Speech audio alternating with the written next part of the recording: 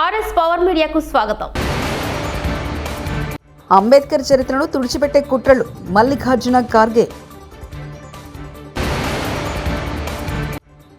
సంక్రాంతి తర్వాత అర్హులైన కుటుంబాలకు రేషన్ కార్డులు మంత్రి ఉత్తమ్ కుమార్ రెడ్డి.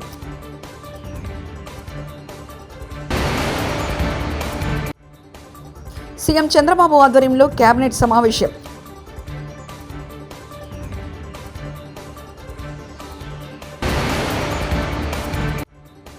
తిరుమలలో తెలంగాణ భక్తులకు ప్రాధాన్యత ఇవ్వాలి మాజీ మంత్రి శ్రీనివాస్ గౌడ్. ప్రతిదానికి అంబేద్కర్ పేరు ప్రస్తావించడం కాంగ్రెస్కు ఫ్యాషన్గా మారిందని, ఆయన పేరు కాకుండా దేవుణ్ణి స్మరించుకుంటే 7 జన్మల స్వర్గం లభిస్తుందని కేంద్ర హోంమంత్రి అమిత్ షా చేసిన వ్యాఖ్యలను ప్రధాని మోదీ గట్టిగానే సమర్థించారు. అంబేద్కర్ చరిత్రను తుడిచిపెట్టేందుకు ఆ పార్టీ పనిన కుట్ర లేదని విమర్శించారు. బాబాసాహెబ్ను అవమానించిన ఆ పార్టీ చరిత్రను, వాస్తవాల చిట్టాలను షా రాజ్యసభలో బయటపెట్టారని, అది చూసి కాంగ్రెస్ నేతలు బెత్తరపోయారని అన్నారు. అందుకే అంబేద్కర్ను ఆయన అవమానించారని, కేబినెట్ నుంచి బహిష్కరించాలంటూ కొత్త నాటకాలు మొదలుపెట్టారని మండిపడ్డారు. వారి దురదృష్టం ఏమిటంటే ప్రజలకు నిజం తెలుసని బుధవారం ఎక్స్లో వరుస ట్వీట్లు చేశారు. అటు కేంద్ర మంత్రులు రాజ్నాథ్ సింగ్, అశ్విని వైష్ణవ్, కిరణ్ రిజిజు కూడా షాక్ అండగా నిలిచారు. తాను అంబేద్కర్కు వ్యతిరేకంగా ఒక్కనాటికి మాట్లాడనని షా తేల్చి చెప్పారు. అంబేద్కర్ను అవమానించిన, ఎస్సీ ఎస్టీలకు నిర్లక్ష్యం చేసిన కాంగ్రెస్ చీకటి చరిత్రను అమిత్ షా పార్లమెంట్లో బట్టబయలు చేశారు. ఏళ్ల తరబడి అధికారం అనుభవించి ఎస్సీ ఎస్టీల సాధికారతకు చేసింది శూన్యమని ప్రధాని విరుచుకుపడ్డారు. అంబేద్కర్ పట్ల కాంగ్రెస్ చేసిన పాపాల జాబితాను ఆయన విడుదల చేశారు. సంక్రాంతి తర్వాత తెలంగాణలో అర్హులైన కుటుంబాలకు కొత్త రేషన్ కార్డులు ఇస్తామని మంత్రి ఉత్తమ్ కుమార్ రెడ్డి ప్రకటించారు. రాబోయే 2 నెలల్లో రేషన్ దుకాణాల్లో దొడ్డు బియ్య స్థానంలో సన్న బియ్యం అందిస్తామని స్పష్టం చేశారు. పీడీఎస్ బియ్యంతో వ్యాపారం, ట్రాన్స్పోర్ట్, రీపాలిషింగ్ చేసిన కఠిన చర్యలు తీసుకుంటామని మంత్రి హెచ్చరించారు. దొడ్డు బియ్యం దాని కన్జంప్షన్ తక్కువై మరి అది బ్లాక్ మార్కెట్లో వచ్చి రీపాలిషింగ్ అయి రకరకాలుగా జరుగుతుంది. ఇటువంటి ఇల్లీగల్ ప్రాక్టీసెస్ తగ్గించడానికి, అదేవిధంగా నిరుపేదలందరికీ, బీపీఎల్ ఫ్యామిలీస్ అందరికి కూడా సరి అయిన మరి రైస్ ఇవ్వడానికి ముఖ్యమంత్రి గారు క్యాబినెట్ తీసుకున్న ఒక విప్లవాత్మక నిర్ణయం ప్రకారం మేము ఇంకో 1-2 నెలల్లో అందరికీ ఇప్పుడైతే ఏదైతే 6 కిలోల బియ్యం ఎవ్రీ ఇండివిజువల్కి ఉచితంగా ఇస్తున్నామో, అది ఇప్పుడు కోర్స్ గ్రెయిన్స్ దొడ్డు బియ్యం ఇవ్వడం జరుగుతుంది. అది మొత్తం రాష్ట్రంలో అందరికి కూడా సన్న బియ్యం ఇచ్చే ప్రక్రియ మొదలు పెట్టబోతున్నాము 1-2 మంత్స్లో. అదేవిధంగా రైస్ మిల్లర్లు కానీ ఎవరైనా సరే ట్రాన్స్పోర్టర్స్ కానీ పీడిఎస్ రైస్ ఎవరైనా దాని మీద వ్యాపారం చేయడం కానీ, ట్రాన్స్పోర్ట్ కానీ, మరి దాన్ని రీవర్క్ చేసి రీపాలిషింగ్ చేస్తే వాళ్ళ మీద చాలా కఠినమైన చర్యలు తీసుకుంటున్నాం. గౌరవ ముఖ్యమంత్రి గారు క్యాబినెట్ తీసుకున్న నిర్ణయం మేరకు ఈ సంక్రాంతి తర్వాత రాష్ట్రంలో ఎంతమంది బీపీఎల్ కుటుంబాలు ఉన్నారో, ఎంతమందికి ఎలిజిబిలిటీ ఉందో అందరికీ రేషన్ కార్డు ఇవ్వబోతున్నామని చెప్పి నేను మనవి చేస్తున్నాను. ఈ మధ్య అంటే పోయిన ప్రభుత్వంలో ఒక 4,000 కొత్త తండాలు గ్రామ పంచాయతీలుగా ఏర్పడ్డాయి. అక్కడ ఎక్కడెక్కడైతే వయబిలిటీ ఉంటుందో తప్పనిసరిగా కొత్త రేషన్ షాప్స్ ఇస్తాము. కానీ మా అనుభవం ఏంటంటే మరీ ఎక్కువ రేషన్ షాప్స్ ఇచ్చినా ఉన్న వాళ్ళకి ఒక్కొక్కరికి వాళ్ళ దగ్గర ఉన్న రేషన్ తగ్గిపోయి వయబిలిటీ కావడం లేదు.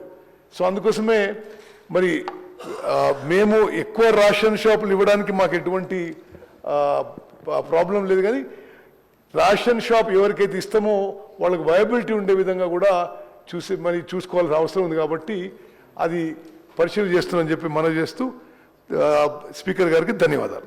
తిరుమల శ్రీవారిని పలువురు రాజకీయ ప్రముఖులు దర్శించుకున్నారు. లక్షద్వీప్ గవర్నర్ ప్రఫుల్ కోడా పటేల్, తెలంగాణ మాజీ మంత్రులు శ్రీనివాస్ యాదవ్, శ్రీనివాస్ గౌడ్, ఎమ్మెల్యే పుట్టా సుధాకర్ యాదవ్ గురువారం వీఐపీ ప్రారంభ విరామ దర్శన సమయంలో వేరువారుగా స్వామివారి సేవలో పాల్గొన్నారు.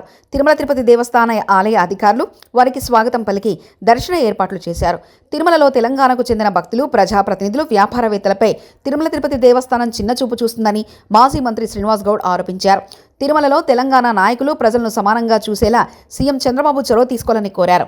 ఆంధ్ర ప్రాంతంతో ఉన్న ఒకే ఏకైక సంబంధం తిరుపతి. 2 రాష్ట్రాలు కలిసి ఆంధ్రప్రదేశ్గా ఉన్నప్పుడు ఇది ఎక్కడ ఎలాంటి ఇబ్బందులు లేకుండా ఒకే విధంగా ఉండేది. 2 రాష్ట్రాలు విడిపోయిన తర్వాత డిఫరెన్సెస్ లేకుండా ప్రజలను కలిపిన దానిలో మా ప్రభుత్వంతో పాటు తిరుపతి దేవస్థానం టీటీడీ పాలక మండలి కూడా. ఎందుకంటే ఏర్పడిన తర్వాత ఎలాంటి డిఫరెన్స్ లేకుండా దర్శనాలు అన్నీ జరిగినాయి. కానీ ఈరోజు ఇక్కడ పరిస్థితి చూస్తుంటే తెలంగాణ సామాన్య ప్రజలకు కానీ, తెలంగాణ రాజకీయ నాయకులకు కానీ, తెలంగాణ సంబంధించినటువంటి వ్యాపారవేత్తలకు కానీ ఇక్కడ కొంత డిఫరెన్సెస్ అనేది కనిపిస్తూ ఉంది. ఇది మంచి పరిణామం కాదు. ఎందుకంటే టీటీడీ పాలక మండలి అంటే మాకు గొప్ప గౌరవం. దేవుడు, తిరుపతి దేవుడు అంటే మాకు ప్రపంచానికి దేవుడు. ఈ ప్రాంతంలో ఉన్నంత మాత్రం ఈ ప్రాంతం మాది అని దేవుని విషయంలో అనుకుంటూ వెళ్ళలేదు. అలా చేస్తే దేవుని కూడా కోపం వస్తుంది. తెలంగాణ ప్రజలకు, ఆంధ్ర ప్రజలకు, తెలంగాణ నాయకులకు, ప్రజాప్రతినిధులకు, ఆంధ్ర నాయకులకు, వ్యాపారవేత్తలకు ఈక్వల్గా ఉండాలి. ప్రజలకు, రాజకీయ నాయకులకు కానీ, విఐపీలకు కానీ, మామూలులకు కానీ, వ్యాపారవేత్తలకు కానీ, భక్తులకు మాత్రం భేదం కనిపిస్తూ ఉంది. అనుభవజ్ఞుడైనటువంటి ముఖ్యమంత్రి గారు మరి దీన్ని సరిచేయాల్సిన బాధ్యత ఉంది. మేము ఏనాడైనా ఈ 10 సంవత్సరాల కాలంలో ఏనాడైనా మేము ఆంధ్ర వాళ్ళ ప్రజలను కానీ, ఆంధ్ర వ్యాపారస్తులను కానీ, మేము హైదరాబాద్లో కానీ, తెలంగాణలో కానీ ఏనాడైనా భేదాభిప్రాయం చూసినామా? ఆంధ్రప్రదేశ్ ఉన్నప్పుడు కూడా తెలంగాణలో ఎక్కడ నీళ్లు ఉంటే, ఎక్కడ కాలువలు ఉంటే, ఎక్కడ కాలువలు ఉంటే అక్కడ ఆంధ్ర వాళ్ళు వచ్చి వ్యవసాయం చేసేది. ఎప్పుడు కూడా వాళ్ళను భేదాభిప్రాయం చేయలేదు. సరే వాళ్ళు పని చేసుకుంటున్నారులే అనుకొని మేము అనుకున్నాం. కానీ ఇంత డిఫరెన్సెస్ ఉంటావని ఇప్పుడు చూస్తున్నాం 10 ఏళ్ళ తర్వాత. ఇది మంచిది కాదు. ఈరోజు మేము హైదరాబాద్లో కానీ, తెలంగాణలో టీటీడీ వాళ్ళకు కళ్యాణ మంటపాలు కానీ, గుళ్ళకు కానీ ఎన్నో ప్లేస్ ఇచ్చి అంటే మాకు గొప్ప సంకల్పంగా భావిస్తాం. టీటీడీ వాళ్ళ కళ్యాణ మండపం కడుతారంటే గొప్ప అదృష్టంగా భావిస్తాం. టీటీడీ కూడా వచ్చిందంటే ఉంది. కానీ ఇక్కడ అసలు రూమ్స్ అడిగితే పట్టించుకునే వాళ్ళు లేరు. దర్శనం కాడ చాలా ఇబ్బంది పడతాం. సరి చేసుకోవాలి. ఎందుకంటే మనము అన్ని రాష్ట్రాలు వేరు, మన 2 రాష్ట్రాలు వేరు. మనకు రక్త సంబంధం ఉన్న రాష్ట్రం ఇది కోరుకోరు. కనుక కలిసిమెలిసి అందరూ ఉండడానికి బాధ్యత. ఇది చాలామంది చెప్పారు, బాధల నుంచి కూడా వెళ్ళిపోతారు అన్నమాట. ఇది చెప్పకుండా ఎవరు చెప్పకుండా పోతే, సరి చేసుకోకపోతే అక్కడ హైదరాబాద్లో కూడా ఇబ్బంది వస్తుంది. మాకు ఇప్పుడు అనిపిస్తుంది, నాకు అనిపిస్తుంది. నేను ఆ రోజు రాష్ట్ర విభజనలో ఒక ప్రముఖంగా కేసీఆర్ గారు వెంబడి కావచ్చు, అన్ని పార్టీలు వెంబడి అందరూ కూడా ఎవరెవరైతే పార్టిసిపేట్ వాళ్ళ వెంబడి ఉన్న వ్యక్తిగా, మేము ఒక ఉద్యమాన్ని నడిపిన వ్యక్తిగా ఈరోజు మాకు అనిపిస్తుంది, అరే మనం ఒక్కనాడు డిఫరెన్స్ చూకపోతే ఇలా ఏం మనం తెచ్చిన గవర్నమెంట్లో హైయెస్ట్ వాళ్ళు కాంట్రాక్ట్ వాళ్ళే, పదవులు అనుభవించిన వాళ్ళు ఎక్కువ శాతం.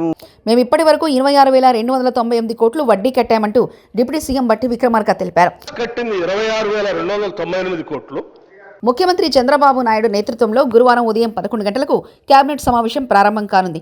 ఈ భేటీలో పలు కీలక నిర్ణయాలు తీసుకునే అవకాశం ఉంది. రాజధాని నిర్మాణాలకు సంబంధించి అనుమతులు ఇచ్చే అవకాశం ఉంది. ఇటీవల 42వ 43వ సిఆర్డీఏ అథారిటీ మీటింగ్లో తీసుకున్న నిర్ణయాలపై కేబినెట్లో చర్చించే అవకాశం ఉంది. అలాగే 8,821.44 కోట్లకు ట్రంక్ రోడ్లు, లేఅవుట్లలో వేసే రోడ్లపై కేబినెట్లో చర్చిస్తారు. ఎల్పీఎస్ రోడ్లకు 3,807 కోట్లు, ట్రంక్ రోడ్లకు 4,521 కోట్లు, బంగ్లాలకు, జడ్జీలకు, మంత్రులకు 492 కోట్లు, నేలపాడు, రాయపూడి, అనంతరవరం, దొండపాడు వంటి గ్రామాల్లో 236 కిలోమీటర్లు రోడ్లు లేఅవుట్లకు అనుమతిస్తూ అదాటి నిర్ణయంపై కేబినెట్లో చర్చ జరగనుంది. ట్రంక్ రోడ్డు 360 కిలోమీటర్లు ఉండగా అందులో 97.5 కిలోమీటర్లకు ఈరోజు గ్రీన్ సిగ్నల్ ఇచ్చే అవకాశం ఉంటుంది. కాకినాడ సీపోర్ట్లో వాటర్ను కారు చౌకగా కొట్టేసిన కేసు కీలక మలుపు తిరిగింది. ఇందులో లోగుట్టు వెలికి తీసేందుకు ఎన్ఫోర్స్మెంట్ డైరెక్టర్ ఈడీ రంగంలోకి దిగింది. జగన్ హయాంలో చోటు చేసుకున్న ఈ బలవంతపు డీల్ వెనక భారీగా మనీ లాండరింగ్ జరిగిందని ప్రాథమిక నిర్ధారణకు వచ్చింది. ఈ వ్యవహారంలో కీలకంగా వ్యవహరించిన వైసీపీ రాజ్యసభ సభ్యుడు వైవి సుబ్బారెడ్డి తనయుడు విక్రాంత్ రెడ్డికి ఈడీ నోటీసులు జారీ చేసినట్లు అత్యంత విశ్వసనీయంగా తెలిసిందే. కాకినాడ సీపోర్ట్ అసలు యజమాని కేవీ రావును జగన్ సన్నిహితులు బెదిరించి భయపెట్టి కారు చౌకగా వాటాలు కొట్టేసిన వైనంపై ఈడీకి పలు ఆధారాలతో సహా ఫిర్యాదులు వెళ్ళినట్లు తెలిసింది. వాటిని పరిశీలించిన ఈడీ ఈ డీల్లో మనీ లాండరింగ్ చోటు చేసుకుందని ప్రాథమికంగా నిర్ధారణకు వచ్చినట్లు సమాచారం. ప్రొఫెసర్ కోదండరాం వల్లే సోనియా గాంధీ తెలంగాణ ఇచ్చింది. Professor Jayashankar, professor Kodandaram, professor Jayashankar అంటూ ఏకవచనంతో సంబోధిస్తూ మాట్లాడారు మంత్రి కోమటిరెడ్డి వెంకటరెడ్డి. ప్రతి గ్రామం తిరిగి తెలంగాణ ఆవశ్యకతను చెప్పిన వారు ఎవరైనా ఉన్నారంటే వారు ప్రొఫెసర్ కోదండరామ్ గారు. ఆ సకల జనుల ఆశలు చూసిన తర్వాతనే కాంగ్రెస్ పార్టీ తెలంగాణ ఇవ్వడం జరిగింది. అంబటి రాంబాబుపై కేసు నమోదు. టీడీపీ జనసేన సోషల్ మీడియాపై ఫిర్యాదు చేసి ఇచ్చిన ఫిర్యాదులో ఎప్పటిలోపు చర్యలు తీసుకుంటారో చెప్పండి అంటూ నిన్న పోలీస్ స్టేషన్ ముందు ధర్నాకు దిగిన అంబటి రాంబాబు పోలీసుల విధులకు ఆటంకం కలిగించారని అంబటి రాంబాబుపై ఇవాళ కేసు నమోదు చేసిన గుంటూరు పట్టాభిరామ్ పోలీసులు.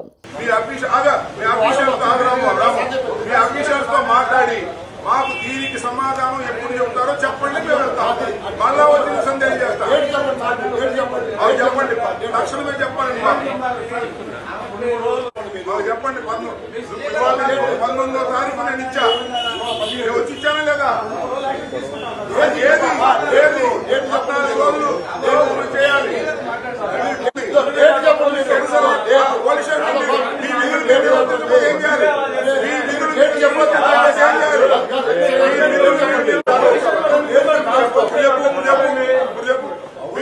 ఏం చేయాలి? మాట్లాడచ్చు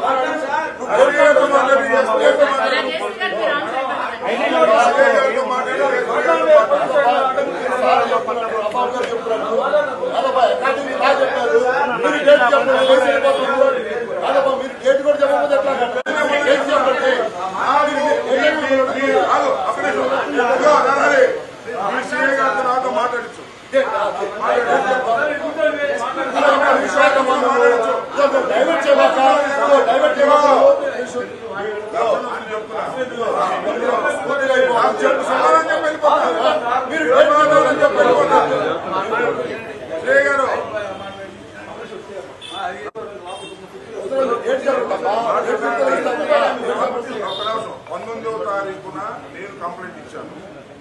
చట్ట ప్రకారం 14 రోజులు మీ దగ్గర అడిపెట్టుకోవచ్చు. కొత్తగా వచ్చిన BNSS ప్రకారం 14 రోజులు దాటిపోయింది. నాకు కనీసం సమాధానం ఇవ్వలేదు నా కంప్లైంట్స్ మీద. ఇది మీకు ఫోన్ చేశాను. ఫోన్ చేసి నేను మీకు ఎన్నిసార్లు ఫోన్ చేశాను? అవుట్ ఆఫ్ స్టేషన్లో ఉన్నా సరే నాకు రాతపూర్వకంగా సార్ మీరు ఒకసారి యాప్ చూసుకోండి, ప్రిలిమినరీ ఎంక్వైరీ కోసం మీరు 14 రోజుల పాటు మీరు పెట్టుకోవచ్చు. ఆ 14 రోజులు నేను మీతో మాట్లాడలేదు. అవును సార్, మీరు లేకపోతే మీ డ్యూటీ నిర్వహించేవాళ్ళు మరొకరు ఉంటారు కదా సార్. సరే, నాకు ఇప్పుడు మీ పోలీస్ స్టేషన్ ముందు కూర్చున్నాను నేను. Thank you. ఇప్పుడు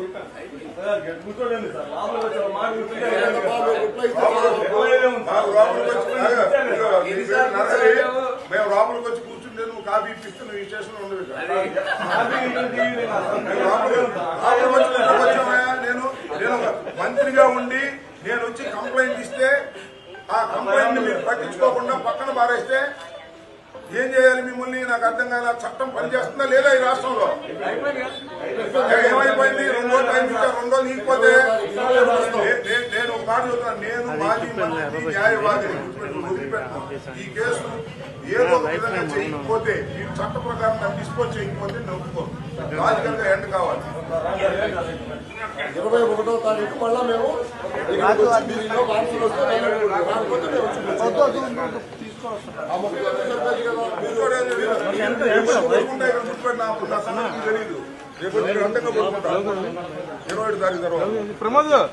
ఎడ్లబండిపై అసెంబ్లీకి వెళ్తూ బీజేపీ ఎమ్మెల్యేలు వినూత్న నిరసన తెలిపారు.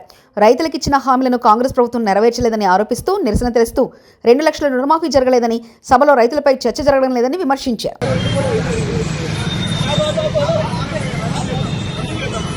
ఉమ్మడి అనంతపూర్ జిల్లా స్థానిక ప్రజాప్రతినిధులతో పార్టీ అధ్యక్షుడు వైఎస్ జగన్ సమావేశం నిర్వహించారు.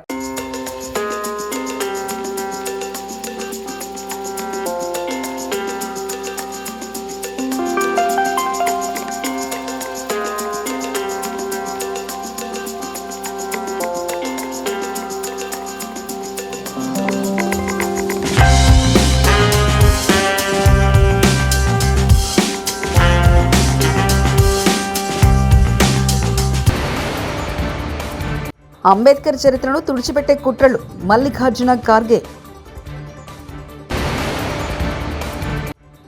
సంక్రాంతి తర్వాత అర్హులైన కుటుంబాలకు రేషన్ కార్డులు మంత్రి ఉత్తమ్ కుమార్ రెడ్డి.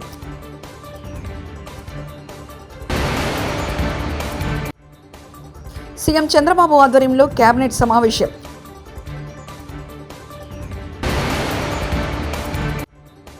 తిరుమలలో తెలంగాణ భక్తులకు ప్రాధాన్యత ఇవ్వాలి. మాజీ మంత్రి శ్రీనివాస్ గౌడ్. మరిన్ని న్యూస్ కోసం చూస్తూనే ఉండండి RS పవర్ మీడియా.